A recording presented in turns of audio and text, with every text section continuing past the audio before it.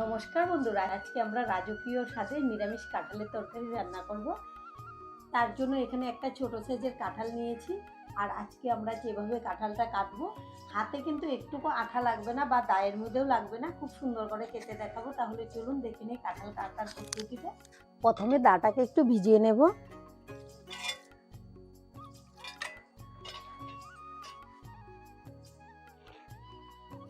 এবার বোটা সাইডটা কেটে নেব। প্রথমে দুই ফালি করে নেব। এই যে কাটার পরে এখন আমি উপর থেকে জল দিয়ে দেব।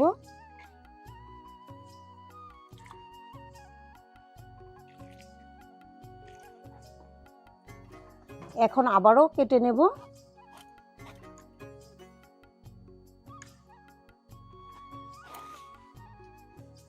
আবারও জল দিয়ে ধুয়ে নেব।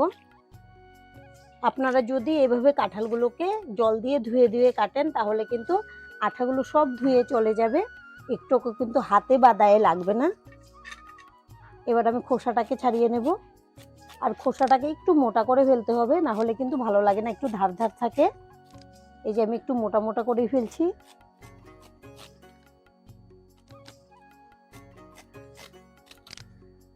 খোসা ছাড়িয়ে নিয়েছি। এখন আমি এই যে বুকের যে জায়গাটা আছে এটাকেও কেটে নেব। এখন আরেকটু জল দিয়ে ধুয়ে নেব। এই যে দেখুন আমার হাতে কিন্তু একটুকু আঠা লাগেনি। এখন আমি কাঁঠালগুলোকে পিস করে নেব। আমি এরকম বড় বড় করে পিস করে নিচ্ছি, আপনারা আপনাদের পছন্দ অনুযায়ী ছোট বড় করে নেবেন। অনেকেরই ভালো লাগে না কাঁঠাল কাটতে আঠা লাগার জন্য, কিন্তু এভাবে কাটলে কিন্তু একটুকু আঠা লাগবে না। আর এভাবে আমি সবটুকু কাঁঠাল কেটে নেব। কাঁঠালগুলোকে কেটে ধুয়ে নিয়েছি। কাটার পরে এতটুকু হয়েছে কাঁঠাল। এবার গ্যাসে একটা কড়াই বসিয়েছি, দিয়ে দেব জল, দিয়ে দেব লবণ, আর দেব হলুদের গুঁড়ো। এখন নেড়ে দেব। এবার কাঁঠালগুলো দিয়ে দেব। হলুদটা দেওয়ার জন্য কাঁঠাল সেদ্ধ হওয়ার পরে খুব সুন্দর কালার আসবে। একটু নেড়ে মিশিয়ে নেব। এখন ঢেকে এগুলোকে সেদ্ধ করে নেব। 5 মিনিট পর ঢাকনাটা খুলে নেব। এবার একটু নেড়ে দেব। আর দেখুন হলুদ দেওয়ার জন্য কাঁঠালের কালারটা কত সুন্দর এসছে। এভাবে একটু নেড়ে দিলে সব দিক থেকে খুব ভালো করে সেদ্ধ হয়ে যাবে। আবারও ঢেকে দেব। আর আমি কাঁঠালগুলোকে 80% মতো সেদ্ধ করে নেব। আরও 5 মিনিট পর ঢাকনাটা খুলে নেব। দেখুন জলটা কিন্তু আগের থেকে অনেক শুকিয়ে গেছে। আর কাঁঠালগুলো কেমন সেদ্ধ হয়েছে আমি একটু দেখিয়ে দেব। এই যে দেখুন স্প্যাচুলার দিয়ে চাপ দিয়ে খুব সুন্দর করে ভেঙে নিয়েছি। 80% মতো কিন্তু সেদ্ধ হয়েছে, একদম গলে যায়নি কাঁঠালগুলো। এখন আমি এগুলোকে নামিয়ে নেব। প্রথমে গ্যাসটাকে অফ করে দেব। আমি কাঁঠালগুলো মোটমাট 10 মিনিট সেদ্ধ করে নিয়েছি।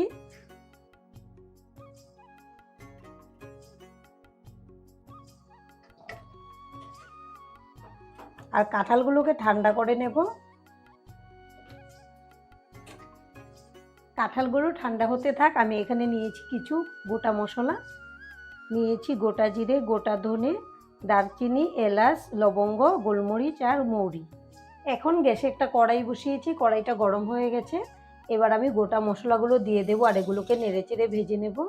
কিছুক্ষণ ভাজার পরে দেখবেন মশলাগুলো ফুটতে শুরু হয়েছে আর সুন্দর একটা সেন্ট বের হবে, তখনই কিন্তু এগুলোকে নামিয়ে নিতে হবে।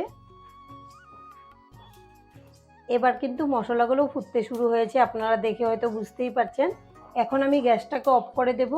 এবার একটা প্লেটে নামিয়ে এগুলোকে ঠান্ডা করে গুঁড়ো করে নেব।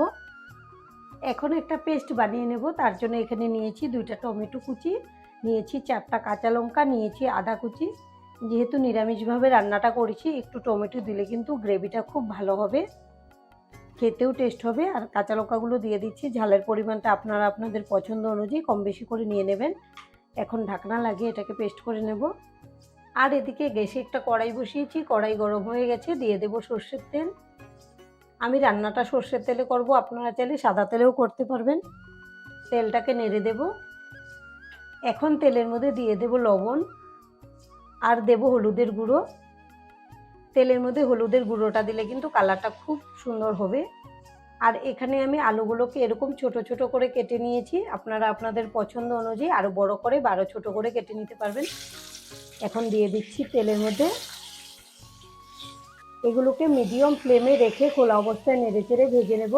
মোটামুটি 80% মতো সেদ্ধ হয়ে যাবে ভাজার পর। দেখুন আমাদের আলুগুলো একদম লাল লাল করে ভাজা হয়ে গেছে। এখন এগুলোকে তুলে রেখে দেব। কড়াইতে কিছুটা তেল রয়ে গেছে, তবে আরেকটু দিয়ে দেব।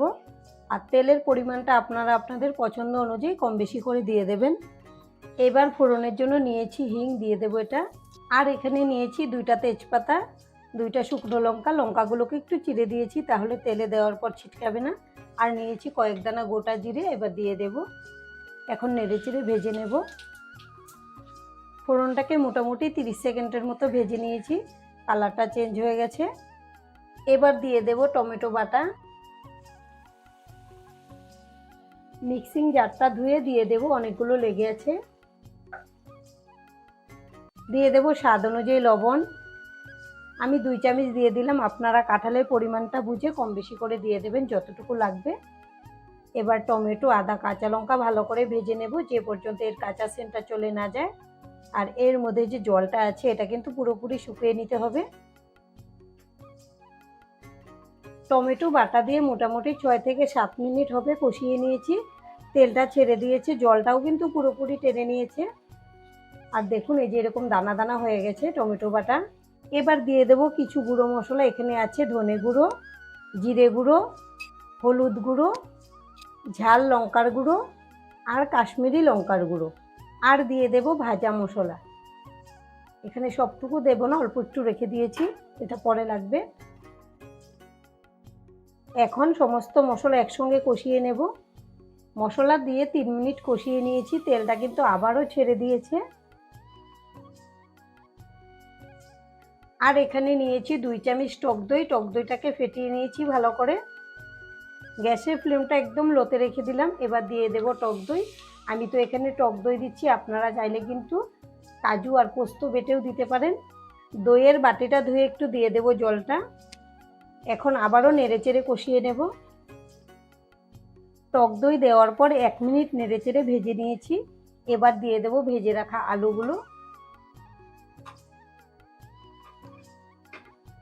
দিয়ে দেব কাঁঠাল।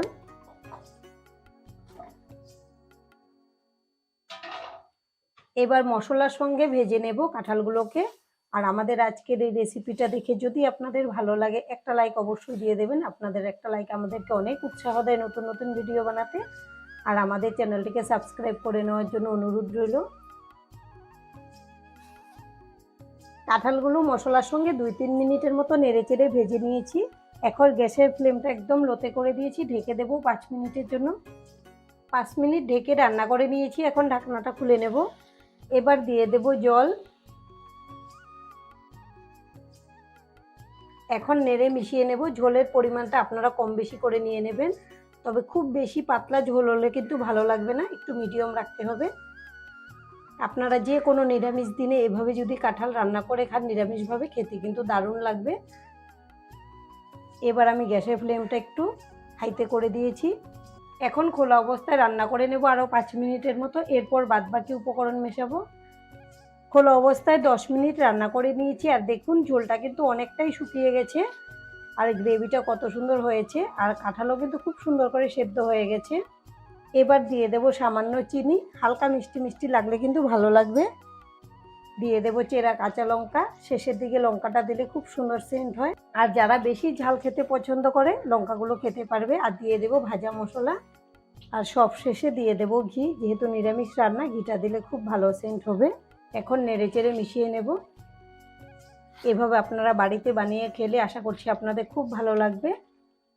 এবার কিন্তু আমাদের রান্নাটা একদম রেডি পরিবেশনের জন্য। আর আজকের ভিডিও এখানেই শেষ করব। সবাই ভালো থাকবেন, সুস্থ থাকবেন, ধন্যবাদ।